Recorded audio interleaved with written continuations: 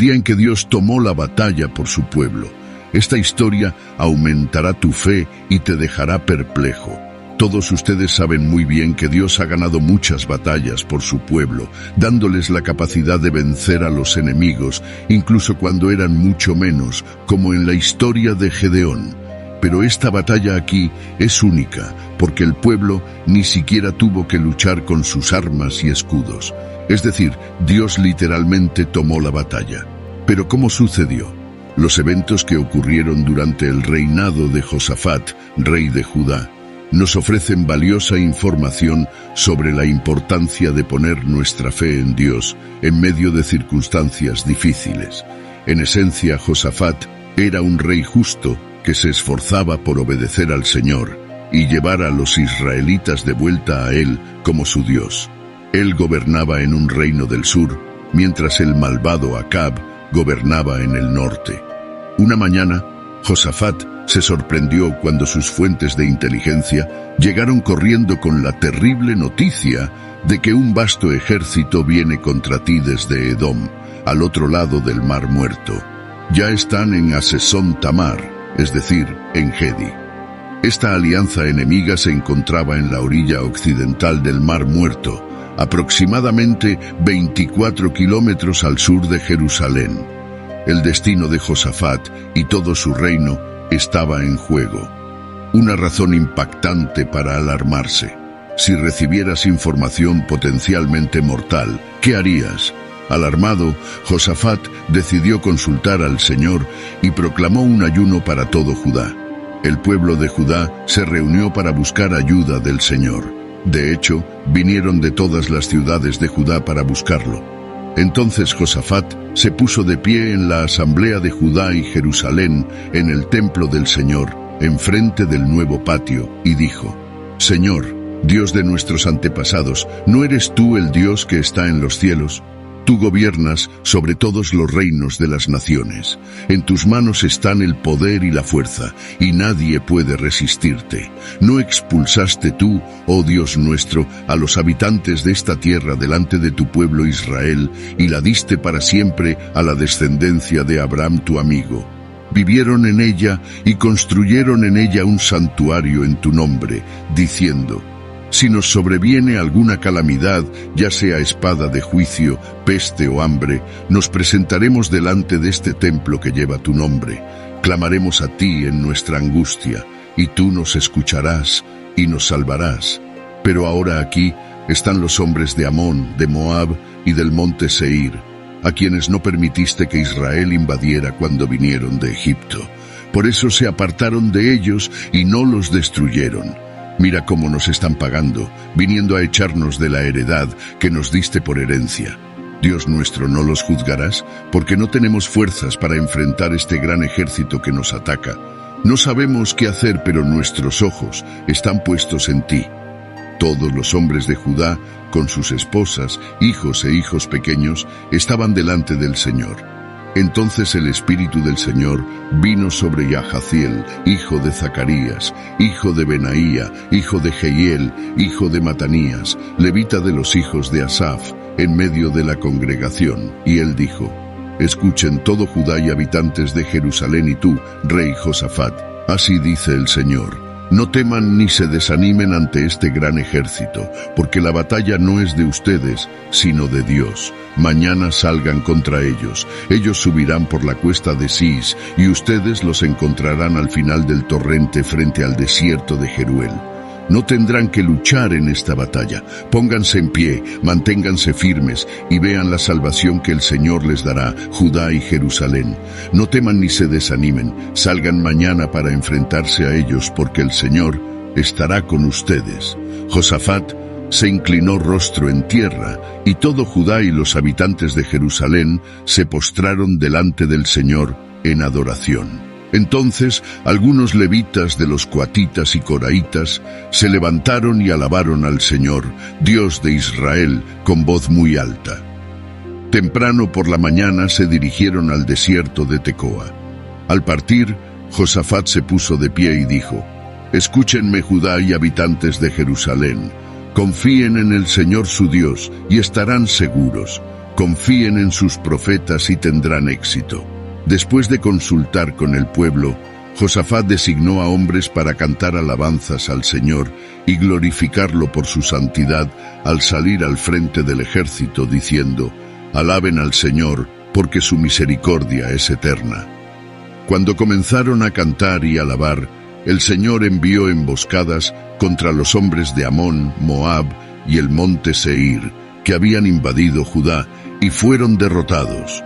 Los amonitas y moabitas se levantaron contra los habitantes del monte Seir, los destruyeron completamente, y luego se destruyeron entre ellos mismos. Cuando los hombres de Judá llegaron al lugar desde donde se divisaba el desierto, vieron un vasto ejército de cadáveres caídos en el suelo. No quedó nadie con vida. Entonces Josafat y sus hombres fueron a recoger el botín, y encontraron entre ellos gran cantidad de ganado, bienes y objetos de valor, que no pudieron llevarse todo en un solo día debido a la gran cantidad. El botín fue tan abundante que les llevó 3 días recogerlo. Al cuarto día se reunieron en el valle de Beraca, donde alabaron al Señor. Por esta razón, hasta hoy se llama el valle de Beraca. Josafat, con sus hombres de Judá y Jerusalén a la cabeza, regresó alegremente a Jerusalén, porque el Señor les había dado motivo para regocijarse por la derrota de sus enemigos. Nuestra gran necesidad debería llevarnos a la oración y a tener fe en nuestro gran Dios. Vemos la gran necesidad de Josafat y su oración revela la grandeza de Dios y la fe que tenía en él y la victoria que trajo. Nuestra gran necesidad debería llevarnos a la oración. Esto debería ser evidente para todos los que profesan tener fe. Sin embargo, el simple hecho de que algo sea obvio no significa que siempre se haga automáticamente. Es fácil leer este relato y perder el significado de la decisión de Josafat de llamar a las naciones a la oración en respuesta al desastre que estaba ocurriendo. Josafat no solo podría haber reaccionado con pánico, también podría haberse enojado con Dios. Otra respuesta normal que Josafat podría haber tomado habría sido confiar en sus soldados. Josafat era el rey de Judá. Los antiguos monarcas del cercano oriente eran un grupo orgulloso y arrogante. Estaban encargados de mantener una imagen determinada. ¿Qué tipo de líder se pararía frente a su pueblo y diría algo como: «Estoy asustado, gente, porque somos indefensos frente a nuestro enemigo»? Esta no es una estrategia política efectiva, pero Josafat logró hacerlo. Fue honesto acerca de su nerviosismo, convocó una reunión nacional de oración y luego oró en voz alta frente a todos sobre lo vulnerable que se sentía. Desde luego, desde el punto de vista político, habría sido preferible orar en privado y luego dirigirse directamente al pueblo diciendo: «Oigan, tenemos un pequeño problema aquí, sin embargo, nuestro lado tiene gran poder. Serán completamente eliminados por nuestras fuerzas. Por favor, oren por nosotros mientras protegemos nuestra nación y rechazamos a estos intrusos». Pero Josafat no estaba preocupado por la política o su imagen pública. Era plenamente consciente de que estaría en serios aprietos si Dios no respondía a su oración, así que humildemente reconoció su indefensión y oró al Señor.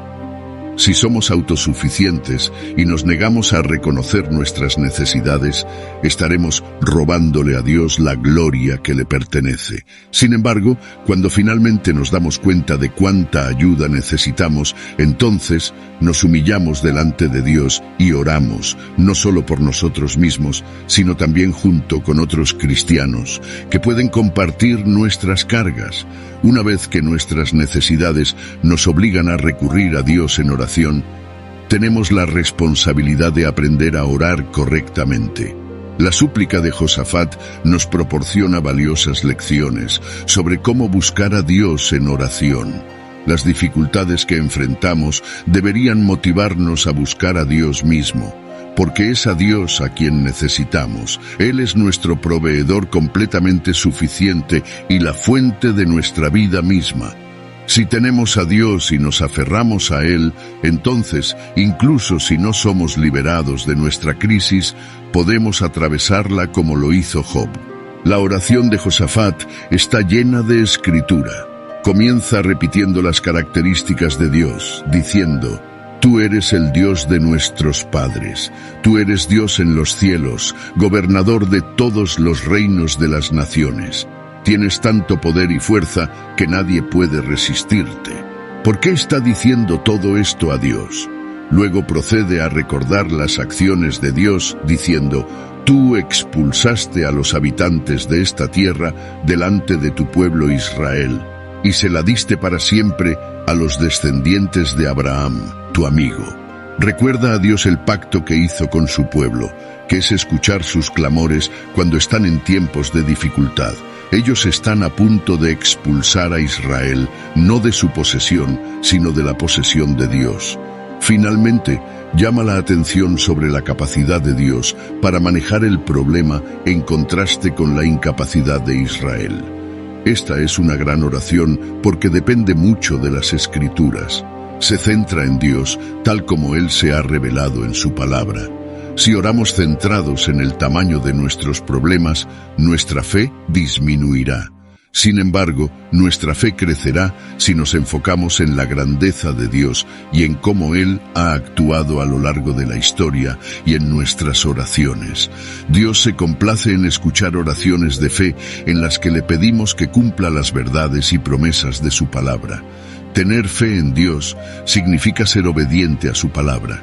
Una cosa es recibir una promesa del profeta y otra muy diferente es poner esa fe en acción. Los cantores estaban literalmente poniendo sus vidas en juego basados en la verdad de esta palabra de Dios. Estaban involucrados en una actividad inusual, avanzando delante del ejército mientras cantaban alabanzas a Dios. Estaban involucrados en una actividad inusual, avanzando delante del ejército mientras cantaban alabanzas a Dios.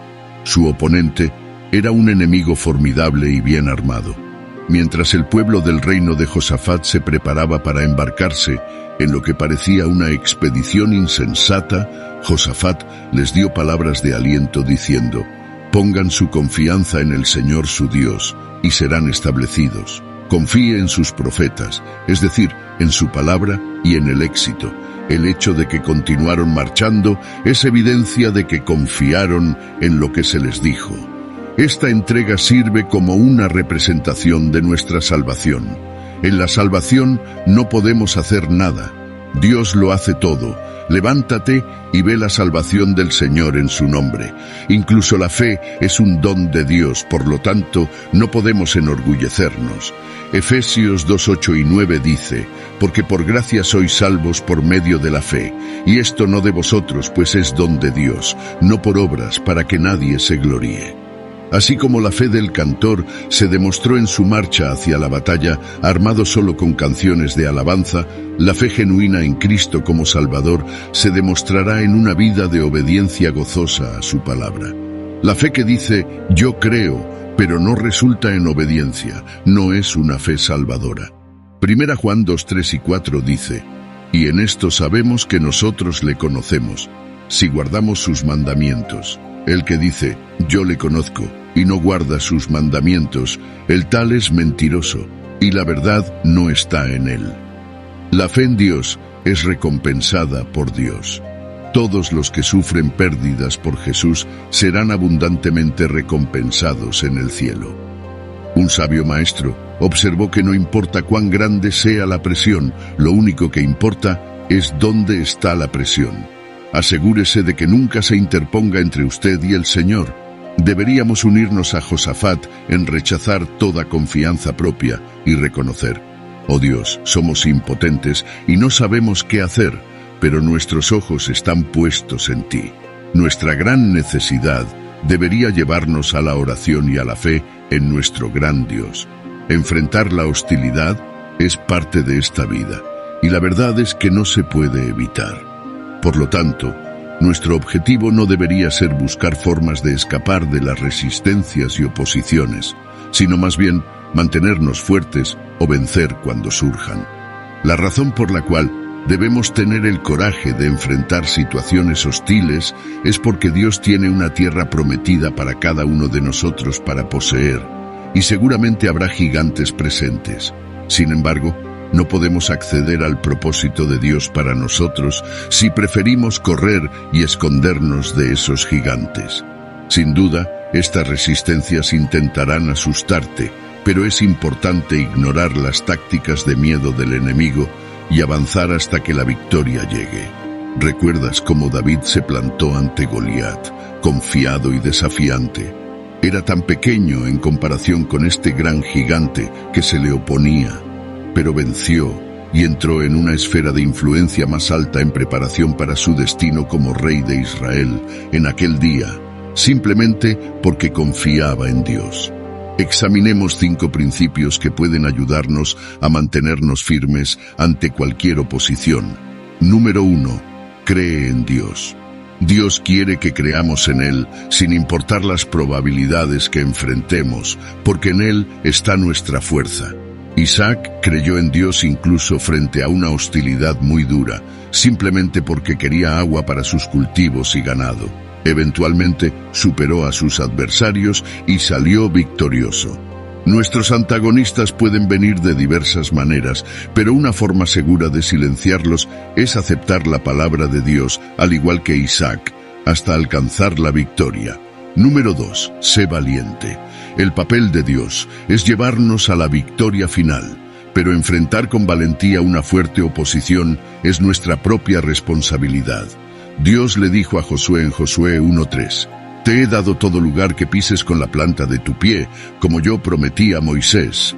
3 veces el Señor le dijo a Josué que fuera fuerte y muy valiente. Dios repitió estas palabras 3 veces mientras hablaba con Josué para ayudarlo a entender la importancia de mantenerse valiente cuando enfrentas oposiciones. Es fácil preocuparse dependiendo del tamaño de la animosidad que nos enfrenta, pero la valentía requiere una postura firme en todo momento, como lo hizo Josué al liderar a sus tropas para conquistar la ciudad de Jericó contra todas las probabilidades. Número 3. Ora. Orar es otra manera de permanecer firme frente a la animosidad. Es difícil ignorar el hecho de que el reino físico muchas veces está controlado por el reino espiritual. Es por eso que una persona puede tener un sueño claro sobre alguien involucrado en un accidente semanas antes de que realmente ocurra. Esto significa que muchas de las oposiciones que enfrentamos están determinadas espiritualmente por fuerzas invisibles mucho antes de que tengamos conciencia de esa oposición. El objetivo de estas fuerzas es obstaculizar nuestro camino y resistirnos a avanzar o interferir en los planes de Dios para nuestras vidas. Daniel y sus amigos habrían sido asesinados si no hubieran buscado el rostro de Dios en oración. Fueron sus oraciones las que trajeron las respuestas que necesitaban. Todas las grandes cosas que ahora sabemos sobre Daniel no habrían ocurrido si él no hubiera sido un hombre que supiera orar cuando surgía la oposición.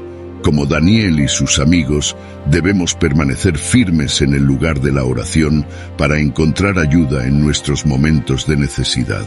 Por lo tanto, acerquémonos con confianza al trono de la gracia, que es el trono del favor misericordioso de Dios, para que podamos recibir misericordia por nuestros fracasos y encontrar su gracia increíble para ayudarnos en tiempos de necesidad, una ayuda oportuna llegando en el momento justo.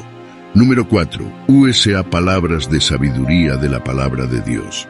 Una palabra de sabiduría de la palabra de Dios puede proporcionarnos una fuerza increíble cuando estamos siendo antagonizados. La vida de Jesús nos muestra que las palabras de sabiduría de las Escrituras son armas poderosas necesarias para resistir los dardos de cualquier oposición. La palabra de Dios fue lo que Jesús usó para vencer en esos momentos de tentación, y es en eso en lo que también necesitamos aferrarnos. Querido Dios, nuestro Padre Celestial, hoy nos reunimos humildemente delante de ti, reconociendo la grandeza de tu amor y poder. Sabemos que la vida a menudo nos presenta desafíos difíciles, batallas que a veces parecen insuperables, pero confiamos en ti, Señor, como nuestra fortaleza y refugio. Pedimos, Dios misericordioso, que nos concedas la fuerza y el coraje necesarios para enfrentar las adversidades que se presentan en nuestro camino. Capacítanos para vencer las batallas que librarnos diariamente, ya sean físicas, mentales o espirituales. Que tu luz guíe nuestros pasos y tu sabiduría nos oriente en las decisiones que tomamos. Ayúdanos a mantener una fe inquebrantable, incluso cuando las tormentas de la vida parecen violentas. Que sintamos tu presencia constante, reconfortándonos en los momentos de tristeza y celebrando con nosotros en las alegrías. Señor, sabemos que contigo a nuestro lado somos más que vencedores. Danos la gracia de aprender de cada desafío, creciendo en sabiduría y madurez. Que se haga tu voluntad en nuestras vidas y que podamos glorificar tu nombre a través de las victorias que alcancemos con tu ayuda. Confiamos en ti, Dios fiel, y te agradecemos de antemano por escuchar nuestras súplicas. En nombre de Jesús, nuestro Salvador, oramos. Amén.